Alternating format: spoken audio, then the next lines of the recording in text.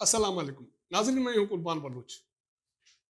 वज़ीर अज़म इमरान खान की सरबराही में इत्तेहादी जमातों के सरबराहान की मीटिंग जो हुई है, उनकी खबरें आप तक मंजर पे आ चुकी हैं इलेक्ट्रॉनिक मीडिया में, प्रिंट मीडिया में।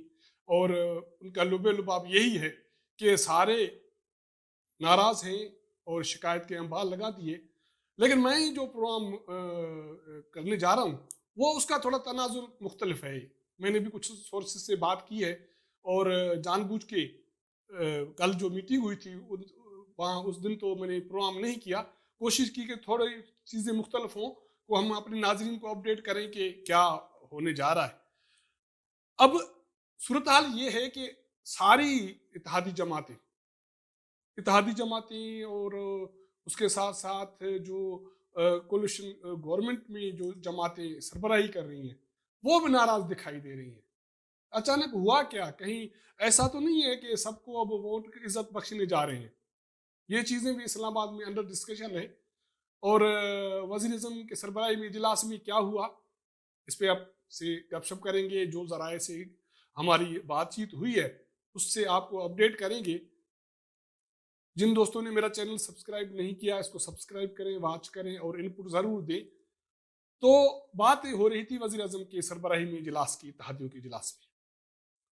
इत्तेहादी एमक्यूम के नुमाइंदों ने शिरकत की, जीडीए, मुस्लिम लीग फ्रैक्शन, जमहूरी वतन पार्टी और बलोचिस्तान अवामी पार्टी, ये सारे उनके लोग वहाँ मौजूद थे। और उनके एमक्यूम की भी नुमाइंदगी थी। काफ लीग ने शिरकत नहीं की। सरदार अख्तर मेंगल पहले ही अलविदा कर चुके हैं इमरान खान के इत्तेहाद को। तो वहाँ बातें क्या हुई और क्या उस इजलास में जो जिसको बुलाया गया था, यकीनी तौर पे कोई हिकमत अमली बनाने के लिए बुलाया गया था। कोई स्ट्रेटजी बनी है कि पीटीए का जो मुजाहिरे चल रहे हैं, एहतजाज चल रहा है, इसको कैसे फेस किया जाए। तो उसका तो लुब्बे लुबाव ये है कि मेरे सोर्सेज कहते हैं कि पाकिस्तान में क्राइसिस आते रहे हैं, उसको पहले भी अल्लाह ने चलाया है, अब भी अल्लाह चलाएगा।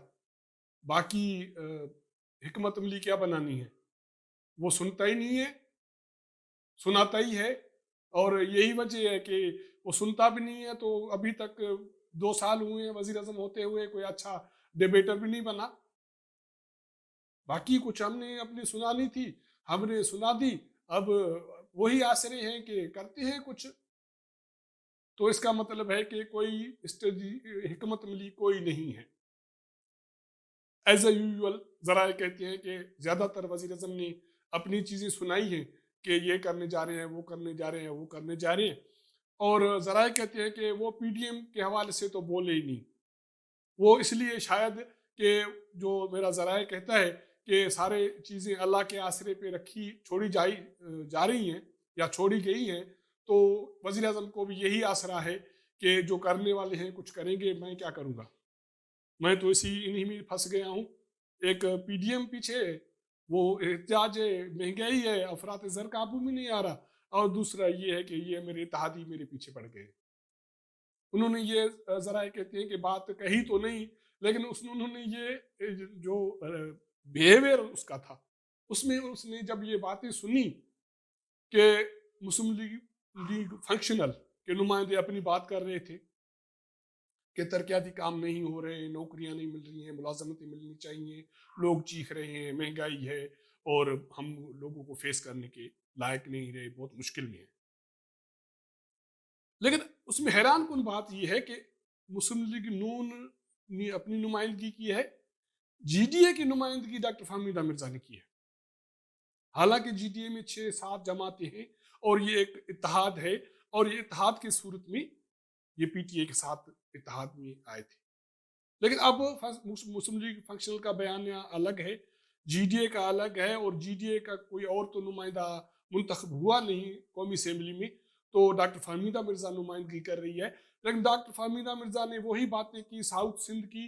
साउथ सिंध मतलब डॉक्टर फहमीदा का मतलब सिर्फ बदीन डिस्ट्रिक्ट है कि वहाँ तरक्याती काम नहीं हो रहे, बिजली के काम नहीं हो रहे, लोगों को ये नहीं हो रहा, वो हो रहा।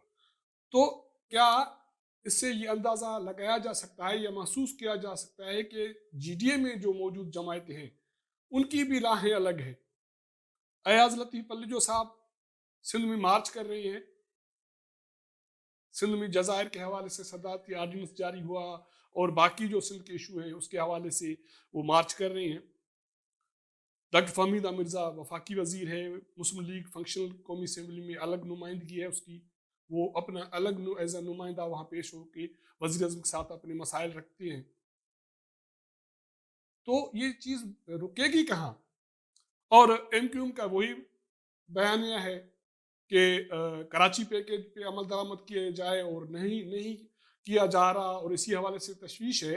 اور ایم کیو ایم کے کل ڈاکٹر مقبول نے کسی مختلف موقع پہ کسی ٹی وی چینل پہ میں دیکھ رہا تھا، تو اس کا کہنا تھا کہ حکومت گرانے میں ہم کسی کا ساتھ نہیں دیں گے. تو اینکر نے فوری طور پوچھا کیا حکومت بچانے میں کوئی کردار ادا کریں گے؟ تو ڈاکٹر میں اس کے پاس کوئی جواب نہیں تھا. اور اس کا پھر تناظر اس نے یہ پیش کیا کہ اگر اس ملک کو کوئی رسک پہ لگایا گیا تو پھر ہم اپنی بیانیہ پہ ریویو کریں گے. اور اس کے ساتھ ساتھ باقی اور کہتے ہیں کہ بلوچستان کے وزیر اعلیٰ جام کمال نے بھی شکایتیں کی ترقیاتی کاموں کے حوالے سے اور پیسے نہ ملنے کے حوالے سے. تو یہ سارے ناراض ہیں، تو بات رکے گی کہاں؟ ذرائع سے میں نے جب پوچھا کہ بھائی آپ لوگ سارے اکٹھے ہو بیٹھے ہو اور کافی دنوں کے بعد یہ میٹنگ ہوئی ہے، اس میں کاف لیگ والے تو آئے نہیں. وہ تو کہتے ہیں کہ بھائی پچھلے سال ہم سے ایک مرتبہ ملا تھا، آسرا دیا تھا کاموں کا، وہ بھی تو نہیں ہوئے. اور پھر یہ کہا گیا کہ جو آپ کے کام ہیں وہ ہمارے بس کی بات نہیں ہے. اور انہوں نے ملاقات کرنی چھوڑی تو ہم نے ان کے پاس جانا چھوڑ دیا. اور ہمارا اتحاد ان کو ووٹ دینے کا ہے، کھانا کھانے کا اور گپ شپ کا کوئی اتحاد نہیں. ایم کیو کی کافلی کی یہ صورتحال ہے. G D A doctor Fahmida Mirza الگ سے بات کر رہی ہے، فنکشنل لیگ اپنا موقف ہے، جام کمال اپنی بات کر رہا ہے، اور وہاں پی ڈی ایم حملے در حملے کر رہی ہے. تو حکومت کے پاس بچانے کے لیے ہے کیا؟ حکمت عملی کیا بنی؟ تو کہتے ہیں کہ کوئی حکمت عملی نہیں. ذرا کہتے ہیں کہ کیا نئی بات بتاؤں آپ کو؟ ہم نے وہی پرانی باتیں کی، اس نے وہی پرانی باتیں کی، اور زیادہ تر وہی بولا. اور کیونکہ وہ اچھا لسنر ہے ہی نہیں، اور ہمارا یہ پہلے سے موقف ہے، کیونکہ اگر اچھا لسنر بنتا تو بہت ساری چیزیں اب تک سمجھ چکا ہوتا. کس کے لیے اچھا لسنر نہ ہونے کی بات آپ سورسز کر رہے ہیں، وہ تو آپ بھی سمجھتے ہیں. کیونکہ ابھی تک اس کی کوشش یہ ہے، وہ اتنا بغضے میں کہ بہت ساری چیزیں ہو جائیں گی اور خود ہو جائیں گی. اپوزیشن تھک کے بیٹھ جائے گی، افراط زر مہنگائی کے مسئلے حل ہو جائیں گے، اور اسی طرح حل ہو جائیں گے جس طرح وہ کر رہے ہیں. لیکن ایسا کچھ دکھائی نہیں دے رہا.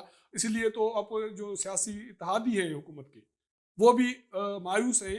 اور میں نے آپ کو پہلے شروع میں بات بتائی تھی، ایک تو یہ ہے کہ ودن جو جماعتیں بیٹھی ہیں اتحادی، وہ بھی ان میں بھی اتحاد ہے. تو ایک تو ان کے راستے الگ ہو رہے ہیں. اب اسلام آباد کیپٹل میں یہ باتیں ہو رہی ہیں کہ سارے اچانک ناراض ہو گئے، اور سب کو ترقیاتی کام بھی یاد آ گئے، ملازمتیں دینے کی باتیں بھی یاد آ گئی.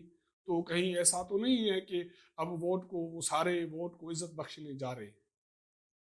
لگتا تو ایسا ہی ہے. یہ کب ہوتا ہے دیکھتے ہیں، کیونکہ اب جو بھی کل جو میٹنگ ہوئی اس حوالے سے کیا چیزیں پریکٹیکلی منظر پہ آتی ہیں، وہ لگتا تو نہیں ہے کہ کچھ سامنے آئے. لیکن اگر نہیں آتا تو چیزیں جی بی الیکشن کے بعد پھر سے اپوزیشن سرگرمی سے میدان میں آئے گی. پشاور جلسہ شیڈولڈ ہے، اس کے بعد پھر پنجاب اور باقی چیزیں. تو حکومت کس طرح اس کو فیس کر پائے گی، یا جو میرے سورسز کی طرح کہ چیزیں اللہ کے آسرے پہ چھوڑنی ہے. کیونکہ سیاسی حکمت عملی تو اس حکومت کے پاس ہے ہی نہیں، نہ بنائی ہے، نہ بنانے کا کوئی ارادہ ہے، نہ بنانے کے لیے زیر غور ہے. اگر ساری چیزیں نہیں ہیں تو یا اللہ تعالیٰ ساری چیزوں کو دیکھنے کا قدرت رکھتا ہے، اور ہو سکتا ہے کہ باقی جو اسٹیک ہولڈرز ہیں ریاست کے وہ چیزوں کو دیکھ لے. باقی حکومت وزیر اعظم کی کل کی میٹنگ میں تو کھانا ہی تھا، وہ کہہ رہے تھے کہ سورسز کہ ہم کھانا کھانے گئے تھے اور کھانا کھا کے اٹھ کے آئے ہیں اور اپنے گھروں کو جا رہے ہیں۔ تو یہ تھی ساری میٹنگ کی روداد جو آپ کو ساتھ میں سامنے رکھی ہے۔ باقی اس سے ملے گا کیا وہ تو آپ نے ساری چیزیں ہیں، اب جب سنیں گے تو آپ کو اندازہ ہو جائے گا۔ آپ کے ساتھ ہماری ملاقات ہوگی اگلے پروگرام میں، تب تک اجازت دیجیے گا، اللہ حافظ۔